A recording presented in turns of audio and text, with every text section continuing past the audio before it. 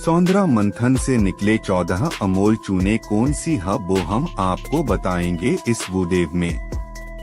1. हलाहल विष। समुद्र का मंथन करने पर सबसे पहले जल का हलाहल कालकूट विष निकला जिसकी ज्वाला बहुत तीव्र थी। हलाहल विष की ज्वाला से सभी देवता तथा दैत्य जलने लगे। इस पर सभी ने मिलकर भगवान शंकर की प्रार्थना की।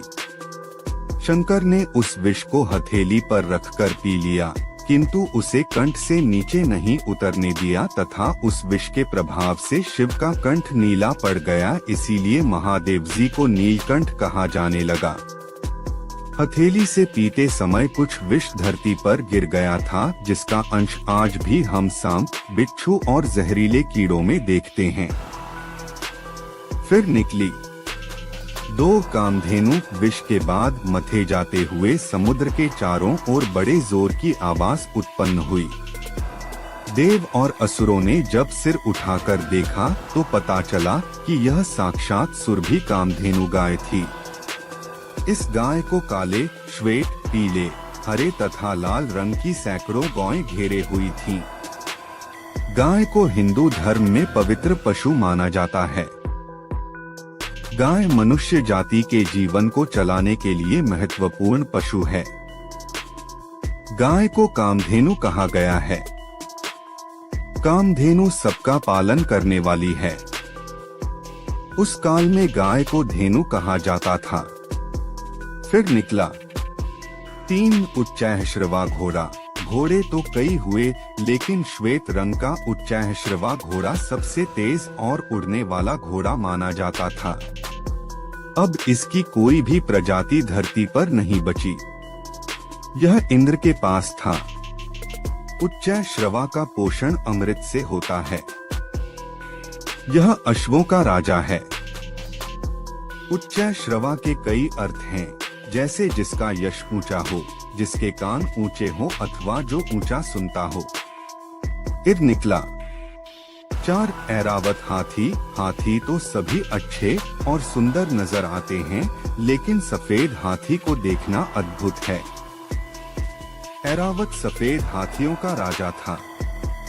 इरा का अर्थ जल है, अत इरावत समुद्र से उत्पन्न हाथी को ऐरावत नाम दिया गया है। यह हाथी देवताओं और असुरों द्वारा किए गए समुद्र मंथन के दौरान निकली 14 मूल्यवान वस्तुओं में से एक था। मंथन से प्राप्त रत्नों के बंटवारे के समय ऐरावत को इंद्र को दे दिया गया था। 4 दांतों वाला सफेद हाथी मिलना अब मुश्किल है। फिर निकला 5 कौस्तुभ मणि। मंथन के दौरान 5वां रत्न था कौस्तुभ मणि। कौस्तुभ मणि को भगवान विष्णु धारण करते हैं।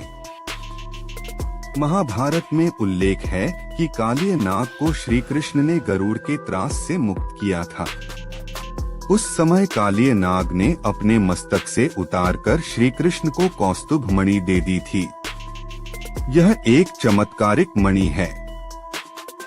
माना जाता है कि इच्छाधारी नागों के पास ही अब यह मणि बची है, या फिर समुद्र की किसी अतल गहराइयों में कहीं दबी पड़ी होगी।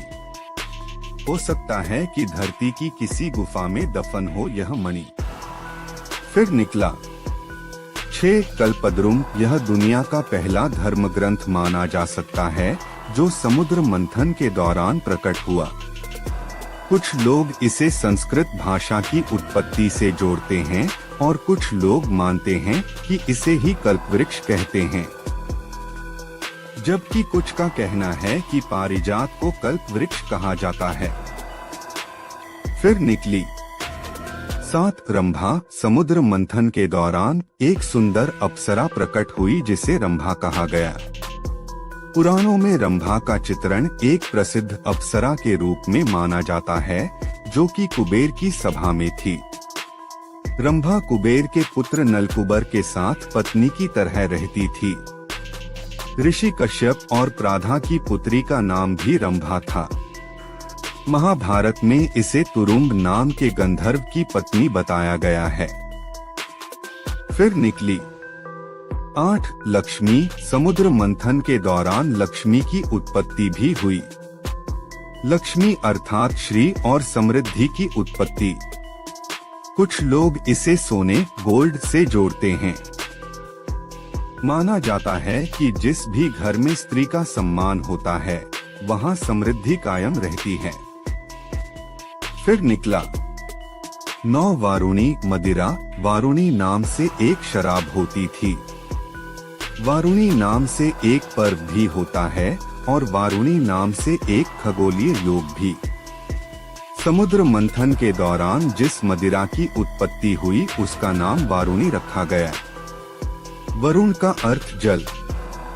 जल से उत्पन्न होने के कारण उसे वारुणी कहा गया।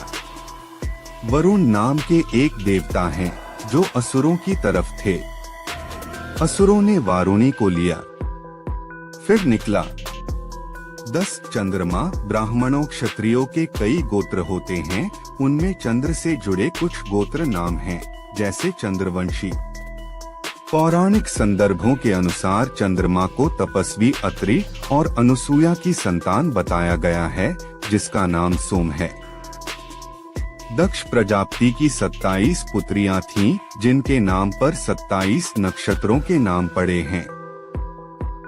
ये सब चंद्रमा को ब्याही गईं। फिर निकला 11 पारिजात वृक्ष। समुद्र मंथन के दौरान कल्प वृक्ष के अलावा पारिजात वृक्ष की उत्पत्ति भी हुई थी।